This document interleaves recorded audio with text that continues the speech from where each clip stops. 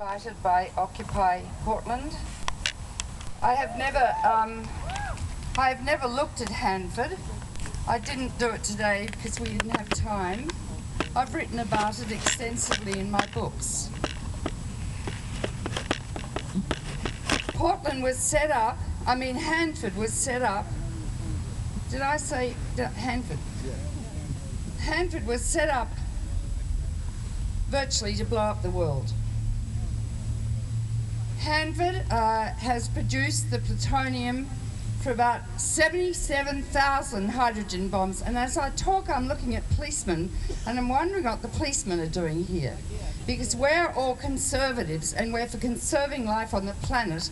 And I don't know why we have to be watched over by policemen, who also probably have children and want their children to survive as well, right? Yeah. Anyway. We don't need police over here.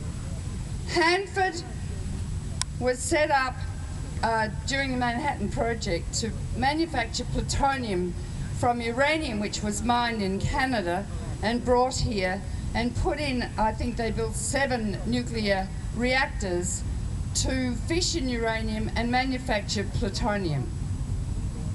You should know that in every 1,000 megawatt nuclear power plant, 500 pounds of plutonium are made every year, and you only need 10 pounds to make an atomic bomb. So any country that buys a reactor from you, and you're selling them all over the world now to Saudi Arabia and other such really democratic countries, they can make 50 bombs a year.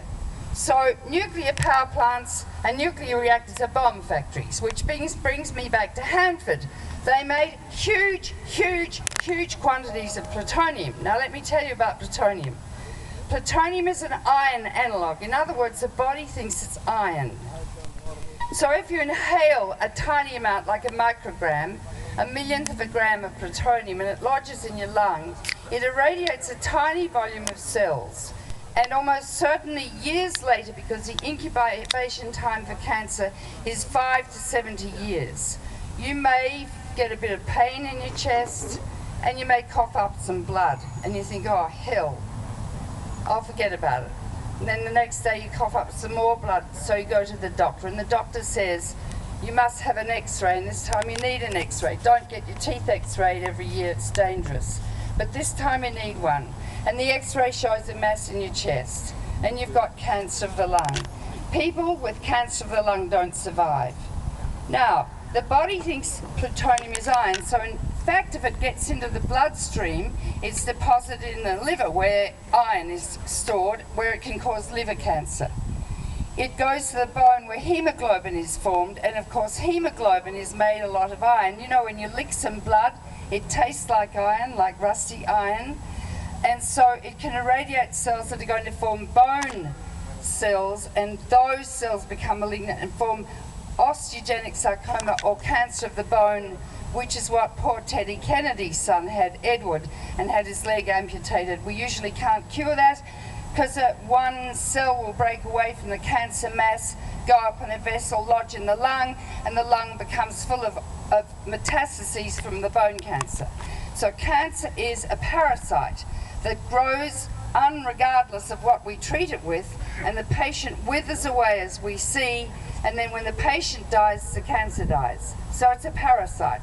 So it takes a single particle of plutonium in your lung, or in your blood, or in your bone marrow, or your liver, or your testicle, which it's like that plutonium has a predilection for testicles, and fetuses, and it can damage a fetus in the first 3 months of intrauterine life to cause deformities that thalidomide did, where babies were born with single eyes, no brains, no arms, and the like. That's called teratogenesis, damage of a normal, genetically normal fetus.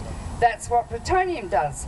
The placenta lets nothing through, no viruses or anything, but plutonium gets through because it's an iron analogue, and the baby needs iron to grow. So plutonium is incredibly toxic, and its half-life is 24,400 years, which you multiply by 10 to get its total radiological life, which is 250,000 years. So Handford out there established the plutonium cycle. God damn it. And it made 77,000 hydrogen bombs from that plutonium. Your country has a nuclear addiction and it's sick. And tonight, it could blow up the world with Russia. Do you know that of the 23,000 H-bombs in the world, Russia and America own 97% of them? Do you know that New York City is targeted with 40 hydrogen bombs as I speak? Yet they talk about terrorists. Yep. Who are the real terrorists? The Russians. America's the real terrorist here. Washington is targeted with 60 hydrogen bombs. McNamara, who was Kennedy's Secretary of Defense, and I wrote an article about that. Every town in your country with a population of 50,000 is targeted with at least one hydrogen bomb. You've targeted the whole of China in your wisdom since the end of the Cold War. The whole of Russia's targeted, with 60 targeted on Moscow. Your policy in the Pentagon is to fight and win a nuclear war. Now, there's a gentleman in a suit there who is listening to me, but he started to walk away. I don't know why.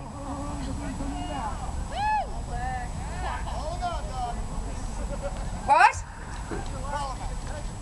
No, but I wonder why you're walking away. Yeah, take this. Getting a taco. You're getting a taco. Or do you disagree with what I said? I thought you did, but you can't have the stage because I've got it, okay? And what I'm saying is accurate. Accurate, according to Robert McNamara, all the literature, and I'm not bullshitting, I'm speaking the truth as a doctor. And don't tell me I bullshit. Because it makes me really angry, because tonight we could blow up the world by computer error. There are 1,000 people hacking into the early warning system and the Pentagon per day. Chinese hackers, young boys with maldeveloped frontal lobes who are brilliant, you know, Asperger's. I don't know how we're still here. And Russia and America have thousands of bombs on hair trigger alert, ready to be launched with a decision time by Putin or Obama of 3 minutes. And once launched, they go half an hour from launch to land on Moscow, all the cities in Europe, in England, Australia, Canada. And do you know that 1,000 bombs dropping on 100 cities would create such a huge firestorm, and cities are full of toxic, inflammatory materials, oil, you name it. A huge cloud of toxic black radioactive smoke will rise into the stratosphere, circling the Earth with a cloud so thick it blocks out the sun for up to 10 years, creating a short ice age, a nuclear winter, and the end of most organisms on Earth, including ourselves. Now that could happen tonight, but why? Because Russia and America are now best friends. The Cold War's over, which is what initiated Hanford with America's paranoia towards Russians. And communists, ooh, communism, ooh, naughty word. Very How naughty word in America. When I first came here in 1978, most people I talked to said they'd rather be red than dead. I said, what? They said, yeah, we don't want to be communists. I mean, it was a collective psychosis, psychosis in America. So I got together 23,000 doctors and we started describing the medical effects of nuclear war. Now Richland's targeted. Poor Richland is a town that grew out of making the nuclear weapons in Hanford to blow up the planet. Now they're very pleased because they've got a lot of employment because they're employed to clean it up, which they will never do. It is physically, scientifically impossible to clean up Hanford. It's a nuclear wasteland. It will never be cleaned up. The Hanford River will continue to be radioactive virtually for the rest of time. There are, 12 tons of plutonium still there? The poor people of Richland, but you're targeted. So let me drop a bomb here. More than one bomb you've got, for sure. And the Russian bombs are big, inaccurate bombs. And that's what you're targeted with. So, just imagine, you're not listening to the radio. You know, sometimes you hear, whoo, we are just testing the emergency broadcasting system. This time you'd hear, whoo, you are under nuclear attack. You've got 10 minutes to reach the nearest fallout shelter. And I'm speaking reality. Do you know where one is? And when it comes in at 20 times the speed of sound, and you won't hear it. And it will explode here on this park with the heat inside the centre of the sun, and dig a hole 1/2 mile wide and 300 feet deep, converting you and all the earth below in the buildings to radioactive fallout shot up in the mushroom cloud. 5 miles from here, everybody is vaporized, turned into gas. And there's a little boy in Hiroshima reaching up to catch a red dragonfly on his hand against the blue of the sky like now. And there was a blinding flash. And he disappeared and left his shadow on the pavement, which is now in the Hiroshima Museum. 20 miles from here in all directions, everyone is lethally burnt. A burn patient is the most difficult patient we ever treat. Hundreds of units of blood and fresh frozen plasma. There are only 2,000 burn beds in the whole of America. None of those people or patients will survive. Winds of 500 miles an hour sucked into the centre and pick people up and turn them into missiles travelling at 100 miles an hour till they hit the nearest solid object and die. Then the whole area will be engulfed in a firestorm of 3,000 square miles. Everything will burn, even in the middle of winter. And as everything is targeted right across your land and across Canada, these fires will coalesce and America will burn coast to coast, north to south. And you will disappear. And so will Russia. And so will Europe. And Europe is covered with nuclear reactors as a U. 1 megaton bomb hitting a 1,000 megawatt reactor, according to the Scientific American, would contaminate permanently an area the size of West Germany. No one could live there again. I've just described Armageddon, which this place initiated and created. And the Russians stupidly and blindly copied and followed because they want to be superpowers as well. Got that I've right. come here thinking a lot, not knowing what the answers are. They've got Bechtel in there, a wicked organisation which has been involved in all things nuclear and building reactors and the like and bombs forever, run by previous Secretary of State George Shultz. They are cutting corners. It's all about money. They have no idea what to do with this waste. And you've read, 177 tanks, 58 of them had liquid waste, I can't remember. But to try and get this waste into a building where they can turn it into glass, which won't be the answer because plutonium is an alpha emitter and the alpha particles crack the glass. They de-vitrify it and out the waste seeps over centuries, so it's not the answer. So it won't work. But the waste is all gluggy. And they put so many chemicals, carbon tetrachloride and all sorts of ghastly carcinogenic chemicals mixed with a high-level radioactive waste, and it's so gluggy. To get it through those pipes, they have to sort of squirt it like a turkey baster because it will obstruct the pipes. And if it obstructs the pipes, hydrogen could build up like at Fukushima and explode. And also, there's a lot of plutonium in that waste, and the particles are 10 times larger than they thought. And they're worried the plutonium could build up, and you only need 10 pounds for critical mass to get together, and you get a nuclear explosion, which could happen out there. Also, the tanks are dangerous in themselves, and hydrogen is building up. You could have a hydrogen explosion. Now Richland is south of here. If that happens, there'll be so much radiation coming out, people will die of acute radiation illness within the first 2 weeks, with their hair falling out, their gut cells dying, terrible bloody diarrhea, and their white blood cells and platelets die, and they will bleed to death, or they will die of massive infection like patients with AIDS die. This is on the cards any day from Handford. Then you've got that reactor there, which is owned by you. It's a publicly owned reactor. You will not allow that extension of license. For whatever reason, it's very dangerous because it has spent fuel pools on the top of the roof full of incredible radioactive material like Fukushima. That could go.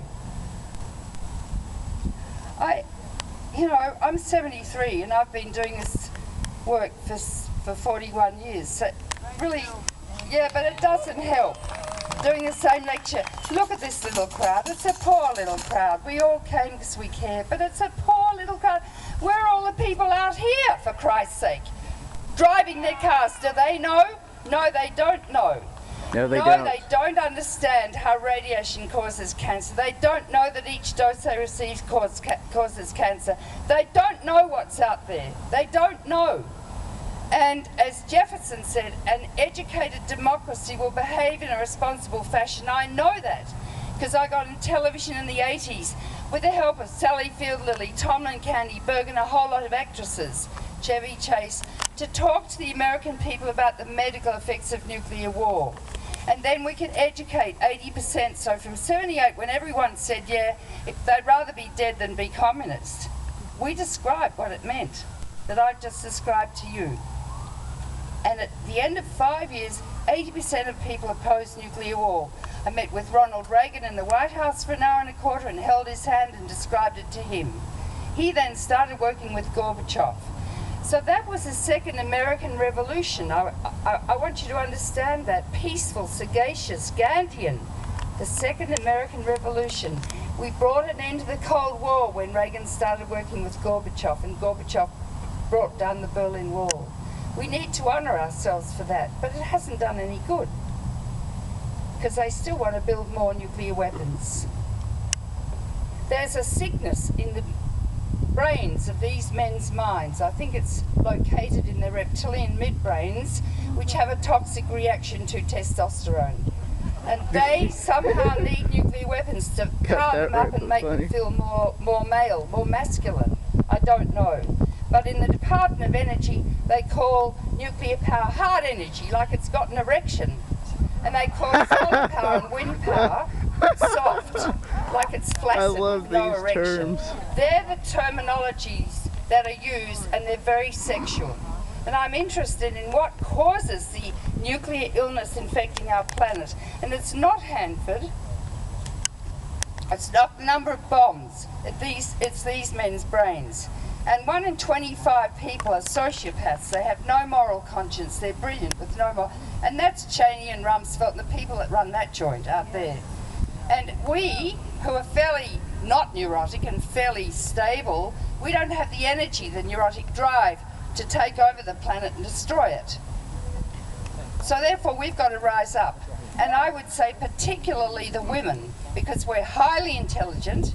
The corpus callosum, which connects the right and left brain, is larger in women than men, so we're much more in touch with our intuition and the like. And I'm not putting down men here, don't take it personally. I'm talking generically, okay? Don't get upset.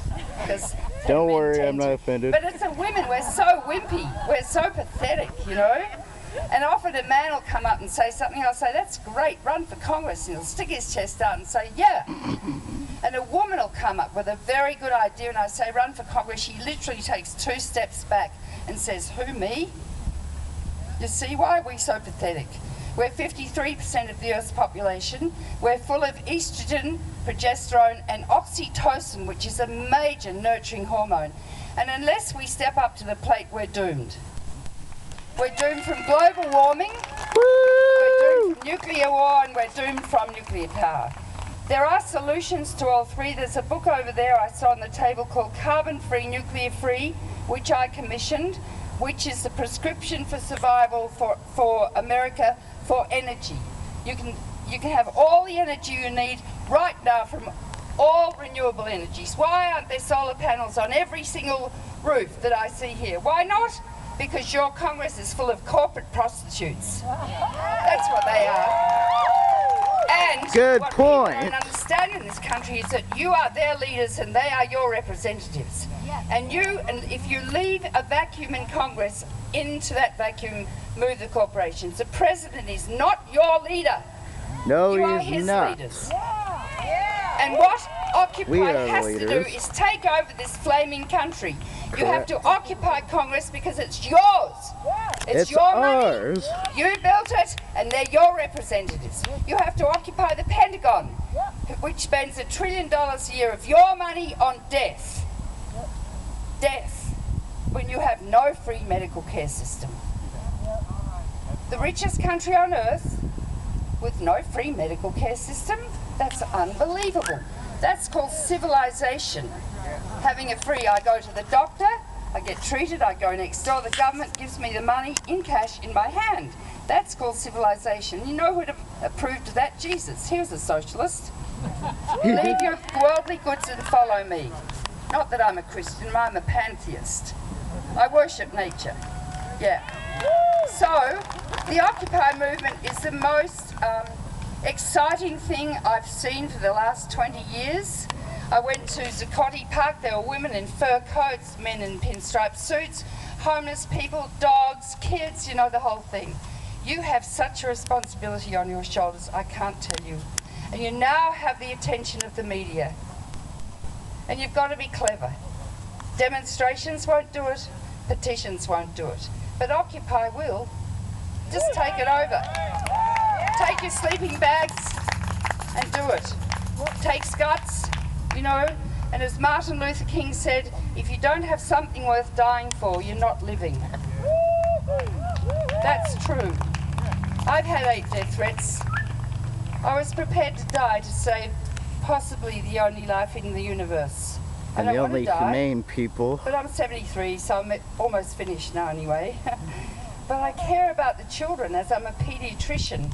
I took the Hippocratic Oath and all the world's children are my patients. So I practice global preventive medicine. And now I'm handing the torch to you because the planet is in the intensive care unit, critically ill, and you are all now physicians to a planet that's dying. We can close down all the reactors in your country with the carbon-free, nuclear-free thing and renewable energy. We can build, you know, employ millions of people with windmills and solar panels and electric cars, the whole thing. It's all here. So that's 2 things, global warming, and no one will copy. No, we won't save the planet unless you do it, because you're the model for the rest of the world. We don't like you very much, but you export all your propaganda and everyone copies and emulates you, right? So if you do it, you can save the planet from global warming, from nuclear power, and we can abolish all nuclear weapons because the Russians don't want theirs. It's up to you, and you've got a president now who would do that with Russia. But he said when he gave his speech at Prague, I can't do it without you. And I don't see people stepping up to the plate. And what this country needs now is a revolution. And you are starting the revolution. This is your responsibility. So good luck to you. I doff my cap to your courage, your intelligence, your perspicacity, your perseverance, and I'll help you. But this is the only thing that really matters now. This is the only thing that matters. You're not here for life, liberty, and the pursuit of happiness. You can't pursue happiness. Happiness comes by serving others, by spending a day in the clinic with my patients. Happiness comes by teaching children. Happiness comes by working with wonderful people and saving the planet. That's the key to true happiness. We're here to serve. We're here to serve, not make ourselves happy. Thank you. Amen.